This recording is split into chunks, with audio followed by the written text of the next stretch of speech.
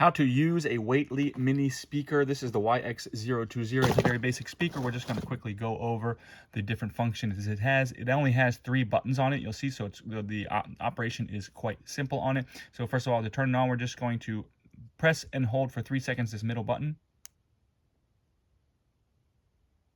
Power on. And you'll see the lights come on, and it will automatically go into pairing mode. And then you can go ahead on your device and look for the YX-020 and pair with it. Now, from these buttons here, this is the plus button and this is the minus button. So from the plus and minus buttons, if you just like single press them, that will turn the volume up and down. And if you long press them, that will skip to the next song. You can also pause and play your music by just short tapping the power button. And then if you get a phone call, if a phone call comes in, you can also just press the power button to answer the call or to hang up the call, or if you long press it, it will reject the call. Now, the only other thing you really need to know is that you can, if you need to force it to turn off, you can do a long press of 5 seconds on this power button, and that will turn it off. Power off.